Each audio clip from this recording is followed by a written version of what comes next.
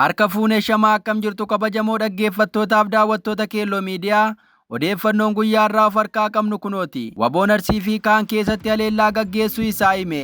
Waraanni bilisummaa Oromoo tarkaanfii cimaa humnoota waraanaa mootummaa irratti fudhachuun loltoota mootummaa hedduu du'aa fi madoona dabaa akka jiru karaa adda addaa gabaaseera. Haala kanaan waraanni bilisummaa Oromoo zoonii lixaa godina Horroo Guduruu Wallaggaa aanaa Amuruutti guyyaa dheengaddaa muddee 21 bara 2025 tarkaanfii waraana mootummaa irratti fudhachuu isaa ibseera. Haleellaa kanaan loltoota konkolaataa lama irraan miidhaa gaheera jedhe. Waraanni bilisummaa Oromoo tarkaanfii waraana mootummaa irratti fudhate kanaan loltoota mootummaa konkolaataa waraanaa Siriyeeffii jedhamtu lamaan imalaa turan irratti hidhuudhaan haleelee du'aa fi madoona dabuu isaa ibseera. Haala wal fakkaatuun waraanni bilisummaa Oromoo zooniin kibba bahaa godina Arsii bahaa Naamuuneessaa keessatti gaafa muddee 20 bara 2025 tarkaanfii waraana mootummaa irratti fudhachuun kanneen 16 ta'an ajjeesee 10 ammoo madeessuu isaa ibseera. Gama meeshaa waraanaatiin ammoo qawwee hakiima 7 gumbii 13 fi hidhannoo 6 irraa hiikkachuu isaa hime. Dabalataan waraanni bilisummaa Oromoo tarkaanfii waraana mootummaa irratti fudhachuun Arsii keessatti loltoota bilisiginnaa haleeluu isaa himeera. Gabaasni arganne akka jedhetti waraanni bilisummaa Oromoo zooniin kibba bahaa godina Arsii bahaa aanaalee Jajuu fi Roobee Didaa keessatti gaafa muddee 18 fi 19 bara 2025 waraana mootummaa haleeluu isaa ibse. Haala kanaan tarkaanfii gaafa muddee 19 bara 2025 aanaa Jajuu ganda Angooddoochee jedhamu keessatti fudhateen loltoota mootummaa 2 ajjeesuun kanneen 3 ta'an ammoo madeessuu isaa himeera. Haala wal fakkaatuun guyyaa dheengaddaa muddee 18 bara 2025 godinuma kana aanaa Roobee Didaa ganda Qillisaa Dambalii iddoo addaa Jaarraa jedhamutti tarkaanfii fudhachuu isaa himeera. Oduu keenya itti aanuun paartiin Saalsaayii Wayyaanee Tigraay yeroon filannoo akka dheeratu gaafate.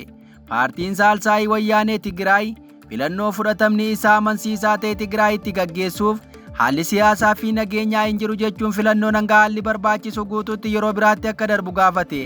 Dura ta'aan Saalsaayii Wayyaanee Tigraay obbo Kinfee Handushaa dilbata darbee ibsa gaazexeessotaaf kennaniin kana jedhan. Buqqaatonni qe'ee isaanii irraa buqqa'an gara qe'ee isaaniitti deebi'anitti akkasumas qulqullinni naannoo fi tasgabbiin nageenyaa hanga mirkanaa'utti filannoon gaggeeffamuu akka hin dandeenye ibsan. Obbo Kinfeen rakkoo siyaasaa fi nageenyaa hammaataa waggoota darban keessatti naannicha mudateen jiraachuuf balaa guddaa keessa seenee jira jedhan. Humnoonni siyaasaa humna hidhannoo irratti hirkachuun aangoo qabachuu yookaas aangoo isaanii eegsisuuf socho'aa jiraachuun naannicha gara tasgabbii dhabuutti akka dhiibaa jiran akeekkachiisaniiru. Paartiin amma naannicha bulchaa jiru humna siyaasaa meeshaa waraanaatiin hoogganamudha akka jedhan obbo Kinfeen paartiin biyya bulchaa jiru mataan isaa fonqolcha waraanaatiin aangoo qabachuun seenaa isaa akka jalqabeeran. Akkasumas waldhabdee siyaasaa karaa humna waraanaatiin furuuf yaaliin godhamu furmaata waaraa akka hin finne ibsaniiru. Dabalataanis caasaan mootummaa ajajoota waraanaatiin hoogganamu nageenya uummataa fi carraa filannoo bilisaa haqa qabeessa ta'eef balaa guddaa akka ta'u akeekkachiisan. Caasaan akkanaa adeemsa filannoo bilisaa haqa qabeessaa fi hunda hammatee gaggeessuuf haala barbaachisu ni miidhaa jedhan. Dura ta'aan paartii Saalsaayii Wayyaanee Tigraay obbo Kinfeen rakkoolee biroo akka buqqa'iinsa itti fufee jiru, godaansa dargaggoota sirnaan alaa, albuuda warqee seeraan ala hojjetamaa jiru, balaa buqqaatota yeroo dheeraa qe'ee isaanii irraa fagaachuun mudatu, laafina dinagdee naannichaa fi rakkoo nageenyaa itti fufee jiru akka qormaata guddaa Tigraay mudateetti tarreessaniiru. Haala wal fakkaatuun torbee darbe paartiin bilisummaa Tigraayis hanga lafti qabame deebi'ee buqqaatonni gara ganda isaaniitti deebi'anitti filannoo amanamaa gaggeessuun rakkisaa ta'uu isaa ifatti beeksise.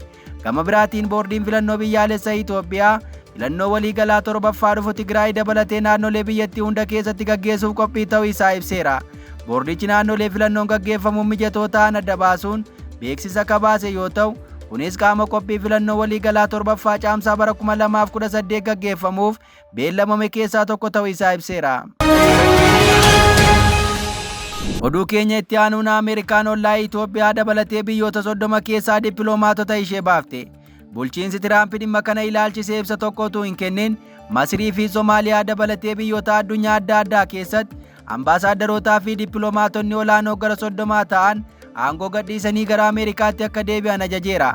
Imaammata Doonaald Tiraamp Ameerikaan dursitu Ameerikaa First jedhu wal simsiisuun biyyoota bulchiinsi pirezidaantichaa hariiroo idil addunyaa biyyattii keessatti jijjiirama fiduu barbaaduu fi ga'ee guddaa hin qaban jedhaman keessaa dippiloomaatonni akka baafaman taasifameera. Maddeen murtee mootummaa Ameerikaatti dhiyoo ta'an dhaabbata oduu Rooyitersitti akka himanitti dippiloomaatonni olaanoo gara biyyoota 30 ta'an keessa jiran biyyoota itti ramadaman gadhiisanii gara Waashingitan akka deebi'an bilbilaan himameera. Dhaabbanni oduu Associated Press akka gabaasetti ergaan ragaa itti dhaamuu fakkaatu kun roobii darbee irraa eegalee ambaasaadarota bira ga'uu isaa ibseera. Dippiloomaatonni Ameerikaa biyyoota ramadaman irraa akka deebi'an itti himames ministeera dhimma alaa keessatti gita hojii haaraa akka barbaadan gorfamuu isaanii qondaallee himmichi keessaa beekan tokko himaniiru.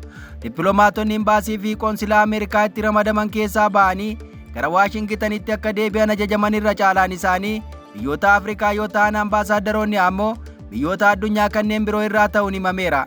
Gabaasni Associated Press kun biyyoota ambaasaadaronnii fi dippiloomaatonni Ameerikaa akka gadhiisanii ba'an ajajaman tarreesse keessaa 28 kan hammate yoo ta'u walakkaan isaanii biyyoota Afrikaati. Biyyoota Arabaa keessaa Masriin Ameerikaa waliin walitti dhufeenya cimaa akka qabdu yoo ta'u waggaa waggaan gargaarsa waraanaa guddaa irraa argatti. Ameerikaan maaliif dippiloomaatii ishee Masrii irraa akka waamte hanga ammaatti kan hin beekamne ta'us garuu ejjennoo biyyattii waliin qabdu gadi buusuuf ta'a jedhamee yaadamu. Biyyi biraa gareewwan shororkeessitoota Somaaliyaa keessa socho'an irratti yeroo baay'ee haleellaa xiyyaaraa raawwachaa akka turte Ameerikaan qondaala ishee Somaaliyaa keessaa baasuuf maaltu akka murtoo kanarraan ishee ga'e hin himamne. Dippiloomaatota Afrikaa murtii Ameerikaa kanaan gara Waashingitanitti waamaman malees ambaasaadaronni biyyoota addunyaa biroo 6 Eeshiyaa, 4 Awurooppaa, 2 baha giddu galeessaa, 2 Ameerikaa kibbaa fi giddu galeessaa akkasumas 2 ammoo biyyoota dhiyaa irraa keessatti argamu. Qondaalli olaanaa ministeera dhimma alaa Ameerikaa ambaasaadaronni meeqa akka aangoo irraa kaafaman dubbachuu didan. Gochi jijjiiramni dippiloomaatotaa irratti taasifamu bulchiinsa Ameerikaa idilee keessatti adeemsifamaa taasifamaa tureedha jedhan. Dabalataanis qondaalichi ambaasaadaronni Ameerikaa biyyoota alaa keessatti ramadaman bakka bu'oota pirezidaantichaa waan ta'aniif nama ajandaa isaa Ameerikaa dursituu hojiirra oolchuu muuduuf mirga qabu jedhaniiru. Garuu qeeqxoonni tarkaanfii bulchiinsa Tiraamp kun amanamummaa Ameerikaan biyyoota addunyaa keessatti qabdu ni dhabamsiisa jechuun yaaddoo qaban himaniiru. Dubbii himtuun waldaa dippiloomaatota Ameerikaa Nikki Gaamer gochi mootummaa kun kan waliin fakkaanne waanuma tasa ibsa tokko malee raawwatamee fi haamilee fi bu'aa qabeessummaa irratti dhiibbaa geessudha jechuun qeeqxeetti. Oduu keenya itti aanuun naannoo Tigraay keessatti rakkoon beelaa mudatee lubbuu namaa dabarsaa jiraachuutu himame. Naannoo Tigraay bakka buqqaatonni buufatanii jiran kaampiiwwan garaagaraa keessatti rakkoo mudatee lubbuun namaa darbaa jira jedhan.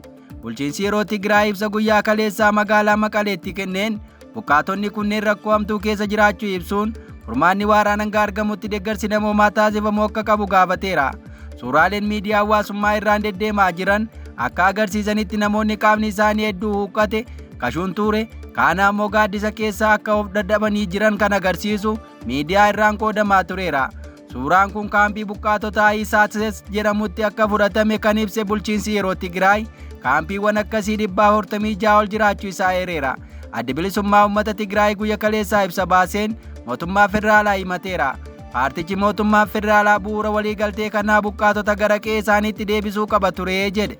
Kana malees rakkoo naannicha keessatti deemaa jiruun wal qabatee obsa fixachuu himuun tarkaanfii barbaachisaa akka fudhatu beeksiseera. Egaa dhaggeeffattoota Keelloo Miidiyaa odeeffannoon of harkaa qabnu kanan gammaa dhaggeeffattan ture qophii keenya hafe waliin turtii gaarii.